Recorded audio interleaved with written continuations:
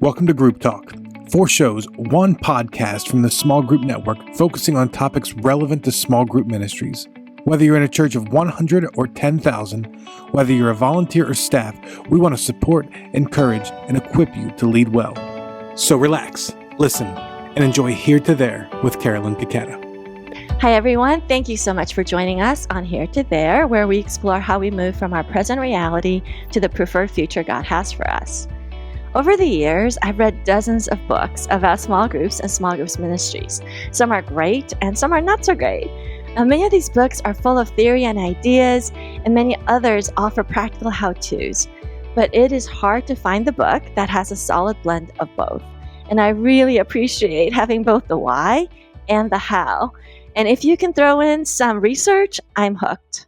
So every few years, a small group book comes along that is the full package. And I'm excited to introduce you today to this new book, Leading Small Groups That Thrive, and its authors who are our guests. This book presents a compelling vision of biblical community by providing insights on how groups can be places where people really thrive and are truly transformed. And the book offers really pragmatic, practical strategies and ideas and stories on how we can go from here, the ministry you currently have, to there, the ministry that you want for the people God has entrusted to you. And it's all based on real life research. So for me, it's a trifecta. And interestingly, the book is written by 3 authors, so another trifecta. It was written by Dr. Ryan Hartwig, Dr. Courtney Davis, and Jason Sniff. And I'm thrilled to have both Courtney and Jason on the program with us today. Thanks so much for being here. Yeah, thank you, Carolyn. It's a pleasure to be here. Thanks for having us. Yeah, we're thrilled to be here. So let me tell you a little bit about these two. Jason Sniff is the pastor of small groups at Eastview Christian Church in Normal, Illinois. I finally met someone from Normal, Illinois. It's one of those cities you always hear about because it's got such a cool name. Yes. And Jason, I recently learned, is a licensed professional counselor with 15 years of experience developing group life within both the private and the public sectors. Courtney Davis has a PhD in organizational communication. She's the associate professor of communication management at Azusa Pacific University, where she teaches organizational, small group, and professional communication. Courtney equips young professionals and leaders to effectively and meaningfully contribute to their groups and organizations. So thank you, Courtney, for joining us. I know small groups isn't your typical place where you speak because you're a professor, but you lend your wisdom in this space as well. Yeah, glad to do it. And what a cool opportunity to serve the church. Yeah, so congratulations to you both on this book, and it just came out in August. And I know as you heard in my intro, I'm so excited about the book, and I think it is one of the best ones I've read on small groups ministry. And it's not just my opinion, actually, it's shared by many in the small group network, including Steve Gladen, who's written an insert in the book. Very clever. You have these inserts from practitioners inside each chapter, which is so helpful. And so obviously Steve has endorsed it, and I have to give a full disclaimer that I was given an advance copy of the book, and I was so honored to provide an endorsement, which is on the back cover, but I didn't get any compensation for the endorsement. So, Jason, what's with that? You got to get on that. Maybe for the next one, we'll see. Next one, maybe. This interview actually came about because I had met Jason several times at different small group network things. And last February, we had met at the lobby conference, and he was telling me about some of the research they had done before writing the book. And I was so fascinated that they had done all this stuff. And, my team knows I usually say facts are friends because I just love data. I feel like it's really important to base what we're doing on, on the research and the facts and how people are wired. And so I'm usually really drawn to books that actually have both qualitative and quantitative research about groups. And there's been some really excellent ones that have come down the pike. So I was impressed, and I think this adds a really great voice onto this. So I'm curious, though, how did this book come about? Like between the 3 of you, 3 authors is a little unusual. And how did the 2 of you get connected with Ryan on this project? Yeah, that's a great question. And Ryan is the connector between the 2 of us. Without Ryan, I don't think I would have ever met Courtney and consequently her family and the friendship that we have through this project. And so I've known Ryan since 2004. We actually worked at Colorado Christian University together. So before working in ministry, I'd worked in college and university settings and student life. And that's where the counseling came into play, working with students a lot. And Ryan actually was my supervisor back then. And we kept in touch through the years. I moved to Normal, Illinois, of all places, although we are not normal in any way, as you might That know. should be the title of your book. Yeah. Not normal from normal. Not normal from normal. Yeah. And so then Ryan had actually written a book, Teams That Thrive, some years back with Warren Bird. And then he got approached to do a sequel to that with the Thrive theme. And so he thought small groups, and he called me up, and I was like, Ryan, this would be great. I would love to do that with you, but you need to know that there are at least 50 better small group pastors out there than me. And he's like, I think this is going to work. Let's do this. So I said, I trust you. Well, I'm all in if you're all in for me. And then he introduced me to Courtney. So Courtney, maybe you could talk a little bit on your end about how you know Ryan. Yeah, Ryan was at Azusa Pacific University for a number of years, and so we were colleagues on the same department, and he and I had overlapping areas of interest, both in organizations and in small groups.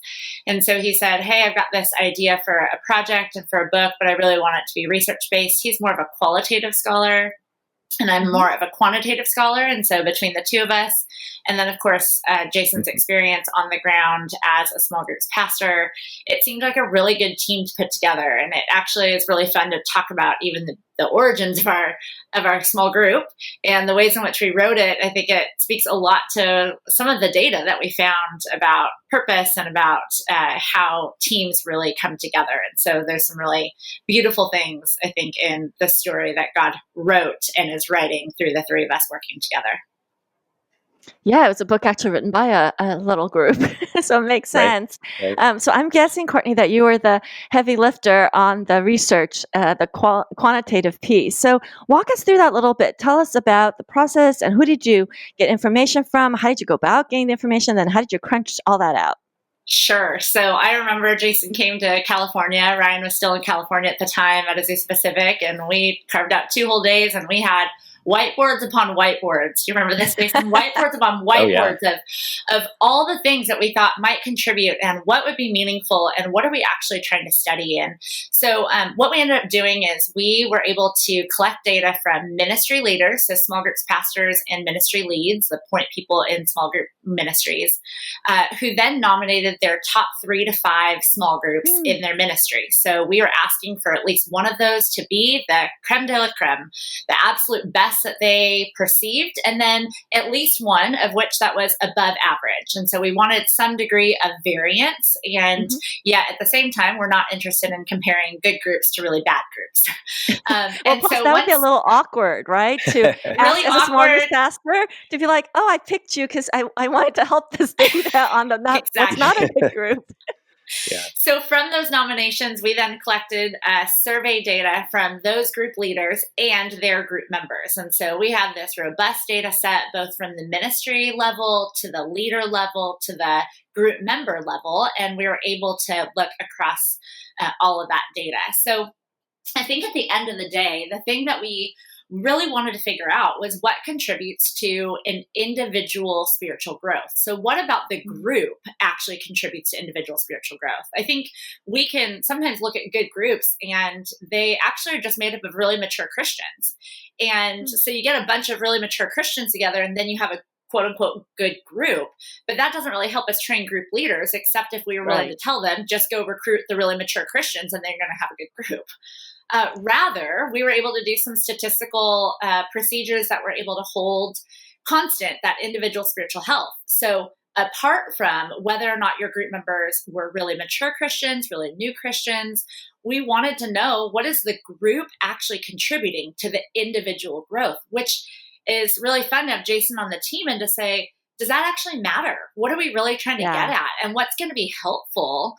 We're not interested in writing a book that is not going to be used for God's glory and for the good of our people. And so really trying to figure out how is it that the group is actually contributing to individual spiritual health. So then we looked at a whole lot of variables that we thought might contribute to the group's contribution to individual health. So what's the purpose of their group? How big is the group? How many members attend more than 50% of the time, more than 75% of the time? How do groups spend their time? So what percentage of their 2-hour long meeting or hour and 50 long meeting or whatever it is, what do they do when they're together? How long have they been together? And so lots of variables, of course, all in the appendix of our book. But we really wanted to do a pretty comprehensive look at what would actually contribute to people growing closer to the Lord and deeper in their relationship with others.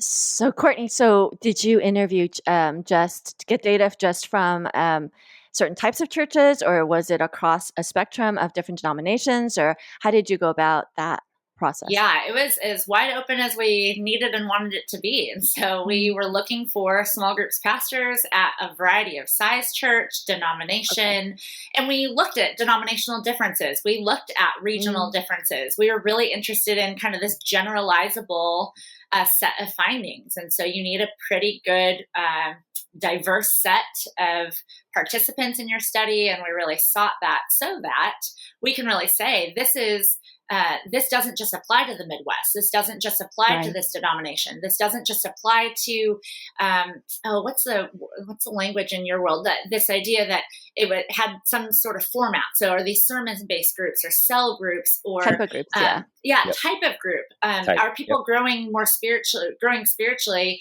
in specific types of groups? And so we really needed to get our arms around that. And so a very diverse set of data, and then of course we did interview those in our best groups, which again we defined as the group actually contributing to individual spiritual growth.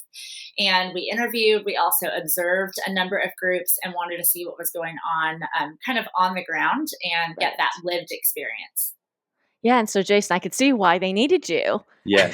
For that lived experience. And why we needed Courtney and Ryan too, because it all kind of came together really well. And I feel like we had a really good balance. Courtney, you mentioned that just earlier. It was just fun from a team dynamic, the balance that we have and have had through this project. Yeah. Yeah. So tell me, as I read the book, I definitely had some aha surprise moments because some of the questions that you mentioned, Courtney, like this is stuff that small groups people talk about all the time, because we're always looking for the silver bullet, right, Jason? We're looking for the magic formula, right? So, so I think, I thought, this will tell you. Here's the secret sauce. But there were some surprises from the data that you revealed.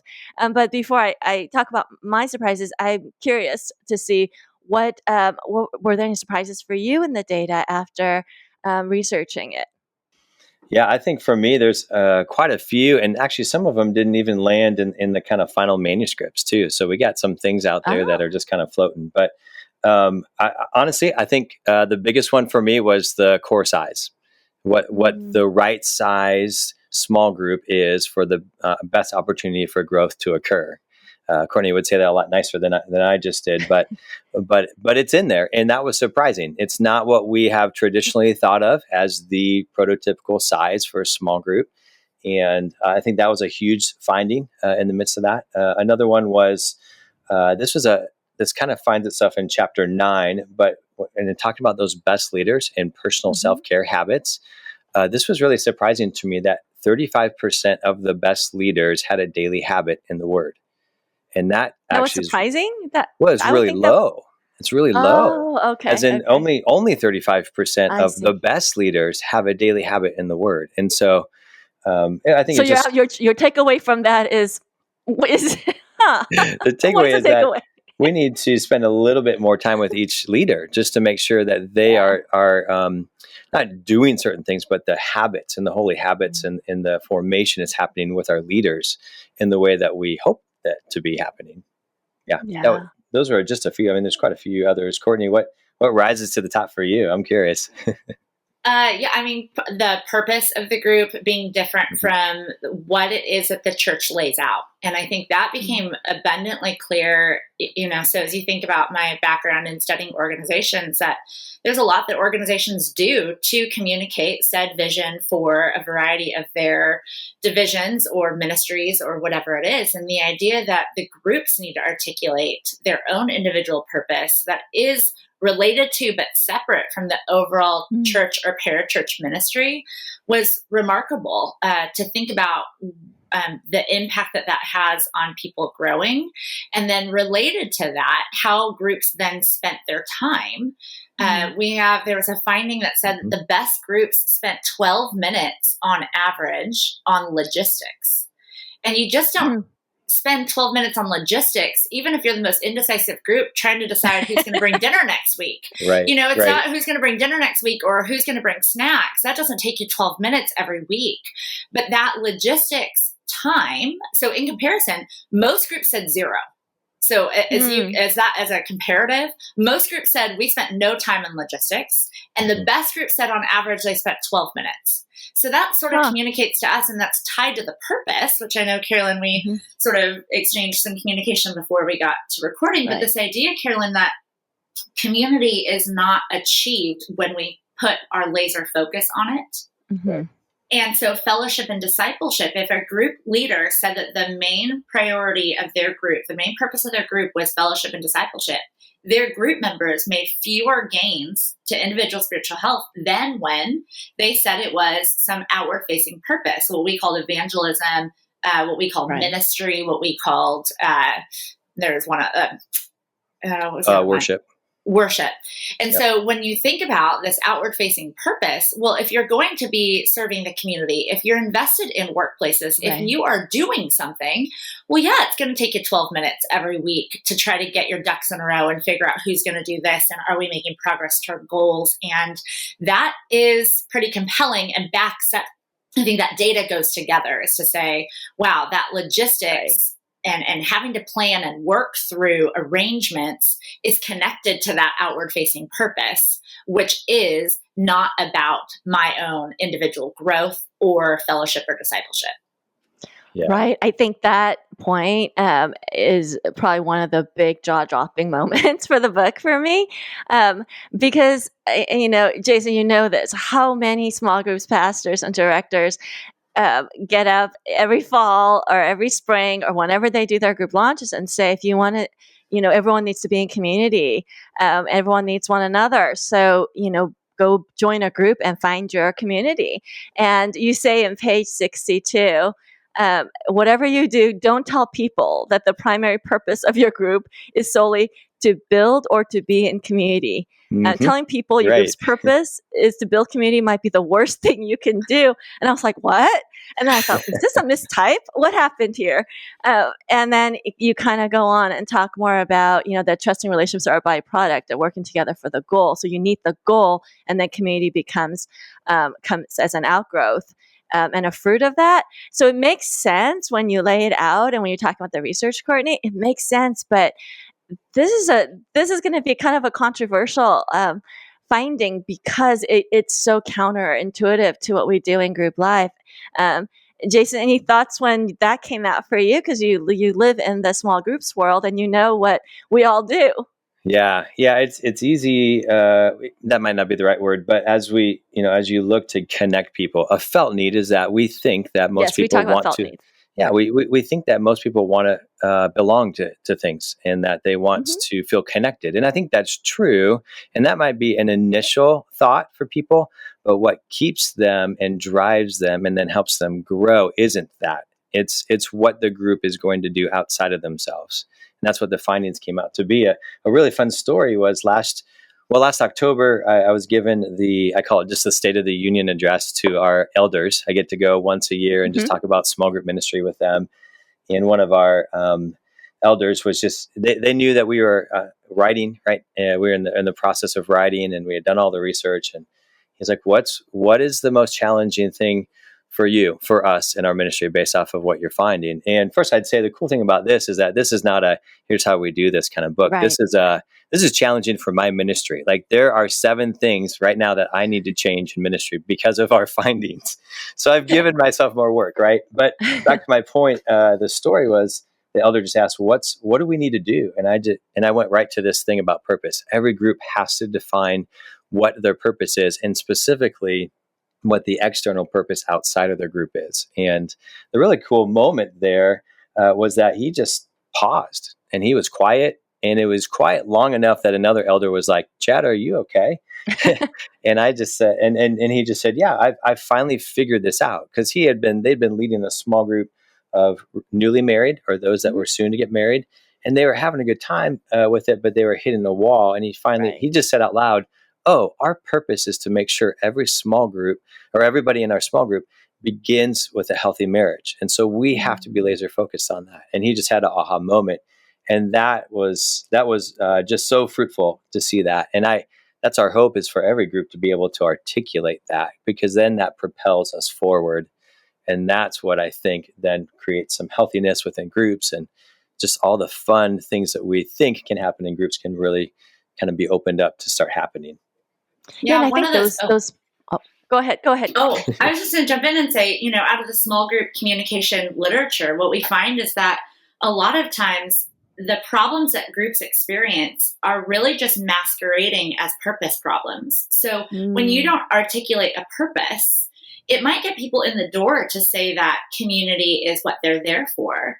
But I hope that, the small groups pastors and ministry leads that are listening to this would say that Holy Huddles is not what we're after. We're not just interested in getting people together to be Christian friends. And that ultimately doesn't persist. So it might get people in the door, but it's not why people generally stay. And I think that would be the both and, right? That would be the felt need, I think, is for connection, especially now with the loneliness epidemic. I think the felt need, and that's very valid to honor, especially if someone's new to church, new to faith, new to a city. So to not throw the baby out with the bathwater, but to say, hey, you can start with the felt need. It's a great place to start for desire for friendship and relationship. But if that's where you end, then you really miss the boat. Would that be fair? Yeah, very fair. And so it is that really delicate relationship that leaders have got to understand and be able to articulate and move their groups from coming in and desiring community and building it, but also how do we develop a purpose that group members say, I can't miss the gathering this week, because if I miss it, then the group's going to continue to move forward without me pursuing this particular purpose. And so absolutely, we're not throwing community out entirely. That's what it is. It just begs the question, what is community for, and how do we tie those things together? Well, the subtitle of the book is 5 Shifts to Take Your Group to the Next Level. So in 1 minute, you summarize the 5 shifts, and then let's focus. It's hard, in our limited time to focus on all 5, but I wanted us to kind of focus on numbers 4 and 5. But if you wouldn't, one of you guys give us kind of the summary of the 5, and then we can drill down a bit more on the last 2. Yeah, real quick. So the first shift is, we just call that going from confused to compelling. And it's all about purpose, articulating purpose. That's what we were just talking about. Every group being able to articulate their purpose. The second shift is from disengaged to dedicated. And it's all about setting the stage for a group, for people to begin to feel comfortable, to feel safe in the midst of that. The third shift is from mine to ours. And that's all about ownership. And where, you might start out with directive leadership, but the leader's got to transition and allow for group members to step up into. So there's a dance there that we talk about from an ownership standpoint. The fourth one is from trivial to transformative. And this is all about being able to stimulate meaningful discussions, asking good questions, understanding how a good conversation can flow, and to get the most out of that. And then the last one is all about from an avoidance to embracing, because as a group progresses in health and in life, conflict happens. And so this last shift is, how do you embrace the difficult conversations rather than just avoid and run away. This season, there's quite a few difficult conversations that could be embraced. No, not at all. We're just all in such peace and harmony here in North America. Oh, yes, exactly. Yes. So, Jason, we have to confess that Jason actually read those. I feel like you should have had these memorized, right? It's because they're not all mnemonics. You're right. I just want to make sure I get them right. No, it's true. No, and they're really, the compact, each one. And I really appreciate how the book is laid out, because you can chew on one for a while and there's key takeaways in each section. There's reflection questions, discussion questions. So let me ask you this real quick. Like, if I'm a small group leader and I look at this and I think, oh no, I need to do all 5 shifts. How do I even approach that? It's a bit overwhelming. And then do I even tell the group, hey, we're going to work on going from avoiding to embracing? Or do you just kind of keep that in your own mind and not share it? Like, walk us through how you see a small group leader using this book. Yeah, I'll jump in. So if I think about our book, the findings are really about those who are just starting out new groups, but also those who have been seasoned leaders for decades. And so even hearing Jason say, yeah, the research really changes how I do ministry, that we are really asking and inviting leaders to say, well, what are the problems that you've experienced? And can you use this to help you diagnose and then move forward on a particular element? So on the one hand, maybe a seasoned leader picks it up and says, yeah, I should probably read the chapter on purpose, and I should probably read the chapter on setting the stage. But discussion is where I really need to hang in there for a little while. And so maybe I flip open to that and it becomes a quick reference, a good refresher on what needs to happen. Maybe you're experiencing conflict in your group, and so it becomes that chapter becomes a go-to for thinking about conflict. When you think about, do leaders need to move the needle on all of them? Certainly not simultaneously, and it certainly depends. And it depends on what stage your group is in. So if you're at the very beginning, and we detail a little bit of group development literature, if you're in the very beginning stages of starting a group, to invite all these group members into so many decisions will likely be very overwhelming for them. They're, as we said earlier, looking for directive leadership, and they want you to take the lead and for them to follow, and for them to get a better sense as to what they're expected to do and what the group is becoming.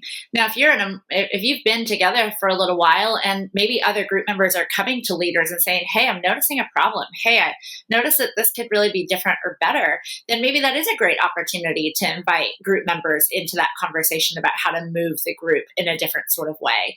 I think also, as we think about multiplying groups and multiplying and raising up leaders, that certainly inviting something that we're doing in our group this fall. My husband and I lead a group of young professionals, and we have been raising up this one particular member to consider sending out to start a new group, or somehow maybe it's dividing our group. We haven't yet figured out what that looks like, but raising up a leader and inviting her into those conversations. Hey, let's debrief on Wednesday night. What happened with that conversation? How did you think that went? And now that she's reading the book also, we can have some much more interesting conversations and get some more people around the table to say, well, how would we address that? And what can we do to move our group forward?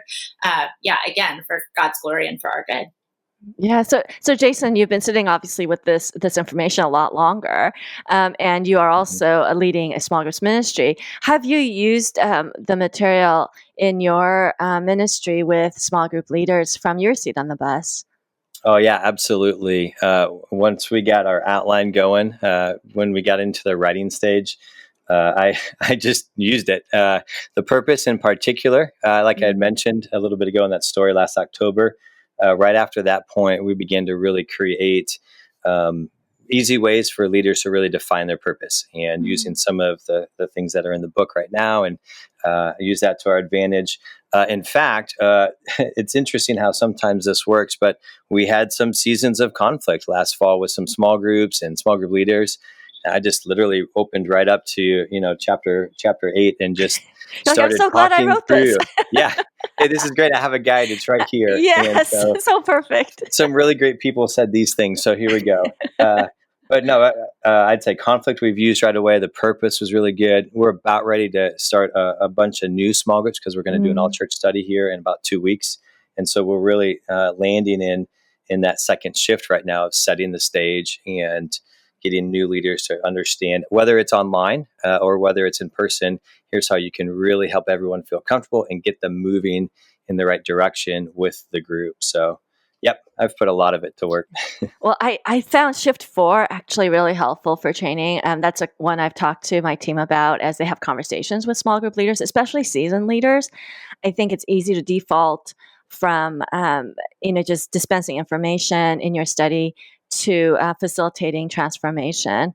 I just love kind of that thought of doing both. And I think obviously we know conversations matter and we know those discussion times are really critical. But going back to what you said earlier, Courtney, about the logistics thing, for example, like that does not seem like that would yield transformative results. But there's something happening, some stickiness within the group happening during that time. So what would you advise for small group leaders that want to make that shift and make it stick? Because it's not really a formula. Yeah, related to the discussion specifically? Mm-hmm. The discussion time, yes. Yeah. Facilitating transformation. Sure. Yeah. There's an element that certainly we can get really good teaching on Sundays. We can get really good teaching on Sundays. But anytime really now. Oh, sure. Yeah, absolutely. When you get into these groups where hopefully we've set the stage with a lot of predictability, where people feel like they have a place there, that they're welcome, that they can be in process, that the facilitating discussion is really where we get to work out our own theology and work out our lived theology. And is it okay to have conversation about some of the harder things? And how does a leader then facilitate the discussion, not having all the answers, but developing an environment in a living room or outside now in Southern California or in a virtual space to really invite people to process in the presence of other people. And so asking questions in particular ways, one of the things I've been saying for years that now made it in the book, so now I've got to cite my own work, is that what you ask and how you ask communicates what you know and how much you care. And so there's a lot of times where we ask questions that communicate things differently than the content of the question. And so as we ask questions about Sunday's message, or as we ask questions about this particular passage of scripture, the way we ask the question matters just as much as what we're asking. And helping leaders understand that matters a whole lot. So, as you maybe start a discussion with your group and you say, well, what can you apply from Sunday's message? And you'll hear crickets for decades because people don't remember what was spoken about on Sunday. What if they didn't understand what was spoken about on Sunday? And then you're asking them to apply?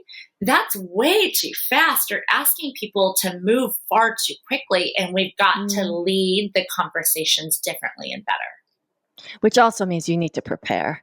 I think you can't just we're just going to hang and just throw out a question. I think if you're going to move to transformation, there has to be a high level of intentionality about the movement. And the intentionality of where you want to go with that. Shift 5, as we alluded to, we're living in very divisive, polarized times, and with elections coming up, it's probably going to get more difficult. So this idea of embracing conflict, that's a really hard one.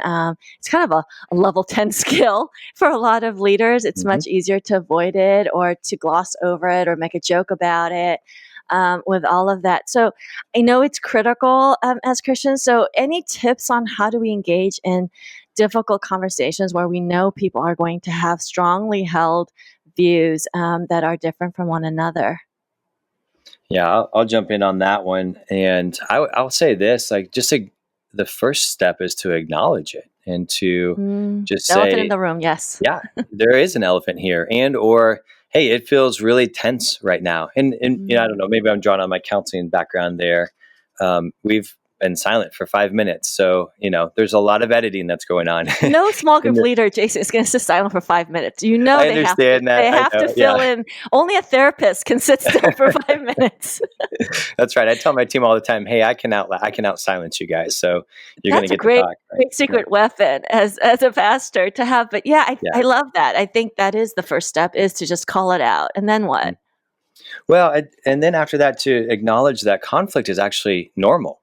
It's not something that's on the fringes, right? Like when you bring a group of people together who are different, then it's only a matter of time. It's not if, but it's when conflict's going to occur. And so, I mean, we can even set the stage for this early on and be like, we're going to get along, and then something's going to come up. We're going to have different opinions on that, and that's okay.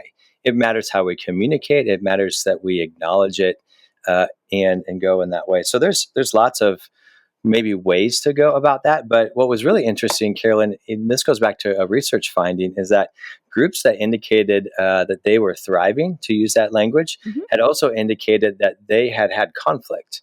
And in the midst of that, too, hopefully I can say this right, Courtney, you can clean this up for me. But in those same groups, the leader didn't always indicate that there was conflict.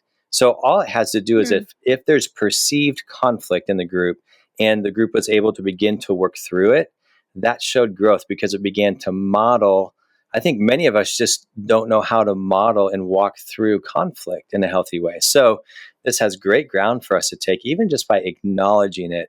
And then, there's some fun steps that we can kind of get into a little bit more. But Courtney, anything you want to add? Did I indicate the research well in that one? Yeah, no, it's really strange. The idea that we'd have groups. Remember, we got data from the members and the leader. And sometimes members would say that they had conflict in the group, but the leader didn't report it. Or the leader said that there is conflict, but members didn't report it. And I imagine that sometimes happens because conflict doesn't happen always at the group level, that we might have a conflict with one or two people in the group, or the leader knows about this one little thing. But it does go back to the conversation on purpose, that if I think about my marriage, my husband Matt and I have been married almost 11 years. And why do we get into conflict apart from our sinful tendencies? When we're willing to call something out and go, hey, Matt, hey, there's something going on and I'm just noticing this about you.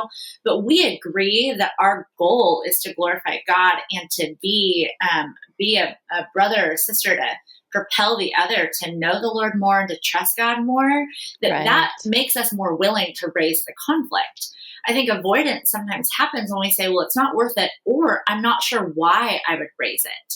And I think the purpose plays a huge role in that. So if we say we really want people to lean into what God is doing in their lives, to become more of who God has designed them to be, well, then I'm going to be a little bit more willing to say, hey, Renee, I got to talk to you about this. Hey, I've noticed something in the group. Can we talk about that? And so certainly when we come to divisive issues and things going on in our world, it really does say that our group leaders really have to establish a really strong foundation in September and October before things get really, really dicey in November. And so how do we, but how do we have healthy conversation around it? It is because, do you see how this potentially challenging conversation fits into what we've all agreed is the purpose of why we gather? Yeah, that's really great to not have it be a separate thing. I think when conflict appears, a lot of leaders or members are surprised because, one, they thought they were getting community because that was the goal. So it goes back to that purpose. And they're like, wait, this doesn't feel warm, fuzzy. Two, and I've had people say this, but we shouldn't have conflict because we all love Jesus. So we all love Jesus means there's nothing, we shouldn't argue. And then that becomes kind of a mic drop, right? When someone in the group senses conflict, uncomfortable with it, don't want it to be there, then they just say, well, let's all just love Jesus and pray together. And then that's supposed to shut everything down, kind of spiritualize the whole exercise. And it almost kind of gyps the group of the opportunity for growth. Because when I read in your book about the conflict actually then brings forth more thriving, I absolutely agree with that. You know that we just know that in any relationship we have, it's when you go through the hard stuff and have spoken truth to one another and have been forgiven and extended grace to each other, that there's a greater depth of relationship and trust. I mean, that is how you build trust.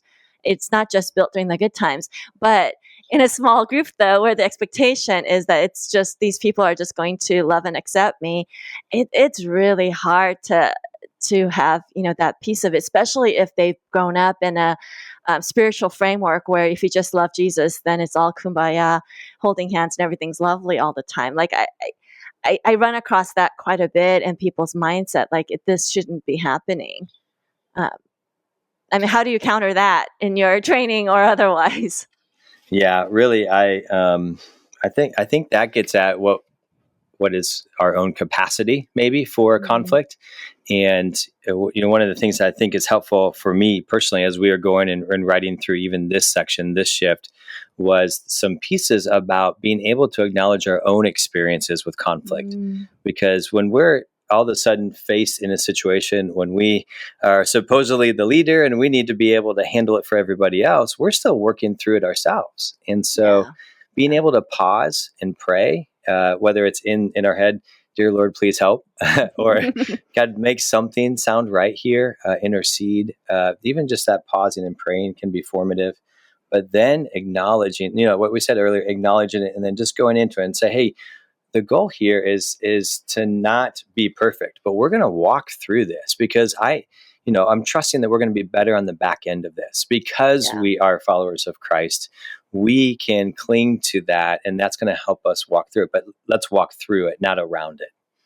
And that's the commitment piece, which, I know you talked about earlier when you set the stage.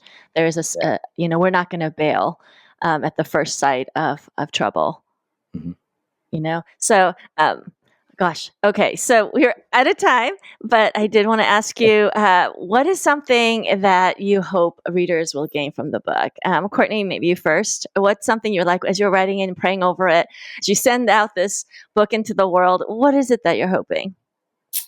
I'm really hoping that people, maybe it's a little bit selfish, but I really hope that group members understand that maybe group life doesn't have to be hit or miss.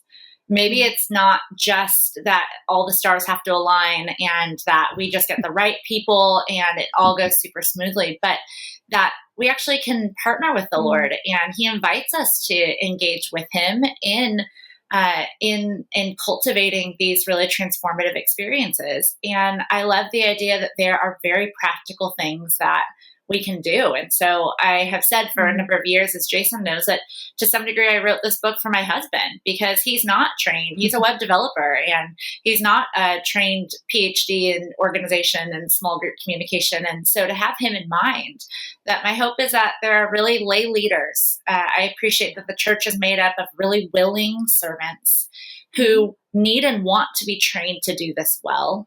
And that hopefully leaders feel equipped to take a step forward and maybe can't move the needle on all the things, but at the same time, but can see it as a resource to continue to invest in the people that the Lord has placed in their care. Yeah, and it is a great tool for small group leaders and especially for coaches to use with small group leaders. It's great conversation topics and questions, really good material to help equip, especially if you're not trying to do all 5 at once. That's a little much. What about you, Jason? What's your hope for this book? Yeah, I hope that, we wrote this with the leader as the audience, and we wrote it in such a way that they could hear the voice of their group members as well as the group of ministry or the voice of ministry leaders. And so they're kind of just right in that middle. But I hope the message comes out is that they have what it takes and that they, God has equipped them and given them the call to step into something that is both immensely potentially rewarding and also maybe some of the most difficult work that we could really do with other people. But they have what it takes, and that this can just, as Courtney was saying, to equip them to do it well and to have confidence in the midst of that. I'd say a byproduct of that too. I love what you said, Courtney, about for your husband, Matt. And I would say too, that this might even motivate some group members to begin to step up and to see what their role is in the group. We put a lot of emphasis on the leaders, and they're kind of, from a ministry standpoint, they're our main volunteers, right? They're the ones that we pour the most time into.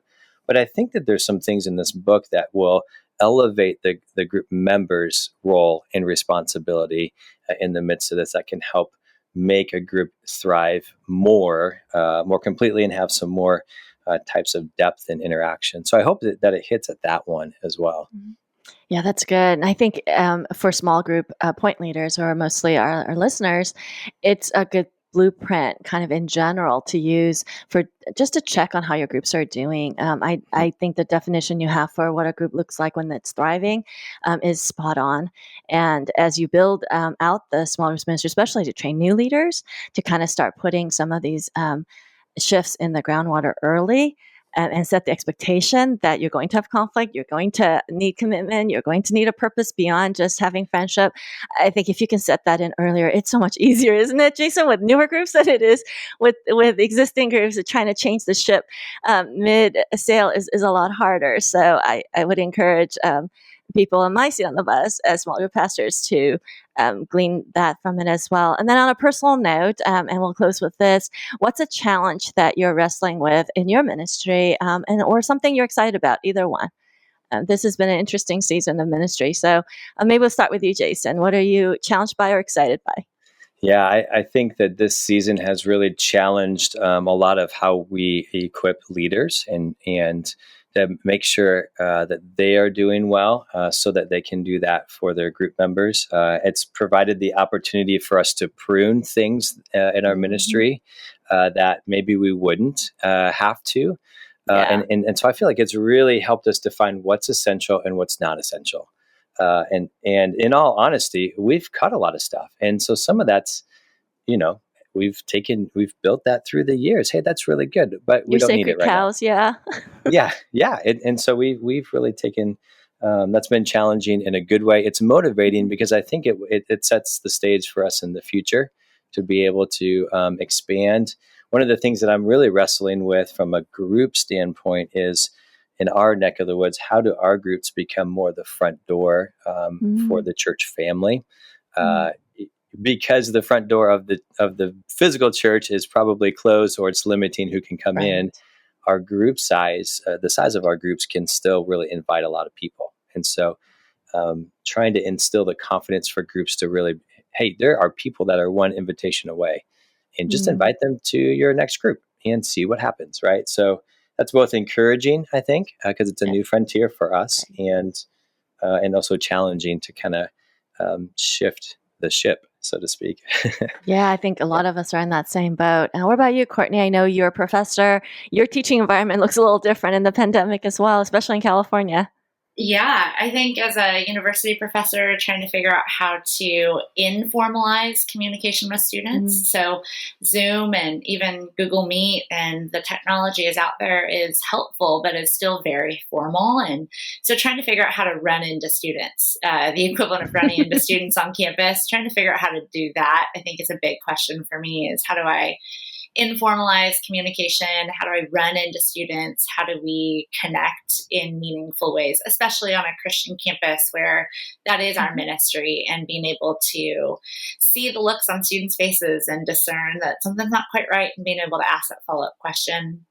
I think as a small group leader myself, in partnership with my husband, I think we're really excited this season to invest in sending. And so what might the next year look like? And it feels fun. We've been together for about 4 years, and with a pretty core membership that's been with us for those 4 years. But I think it's about time. And there's like I mentioned earlier, there's a leader that I think we're getting ready to send, and it'll be really fun to give her more of the ownership of our group this fall, with the hope that she'll feel confident to step out and we can have conversations about how to send or multiply into 2 groups in the near future.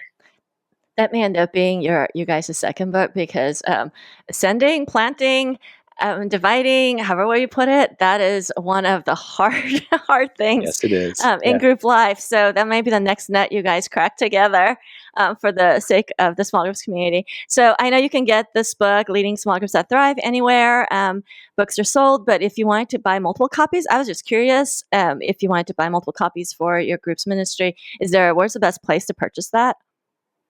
Yeah, I think Amazon fine, or I think so. Zondervan is our publisher, and Zondervan's website, I think they've got some bulk ordering on their. Okay. I think it's called churchsource.com would be really helpful. But of course, Amazon, Barnes and Noble, Christian Book all have them as well. Okay. And then I was recently also on the website for your book, thrivinggroups.com, and you have a list of free resources, which includes self-assessments. Again, because I love data, I went ahead and took the self-assessments just to see where we are. And then I was like, oh my gosh, we got a long ways to go.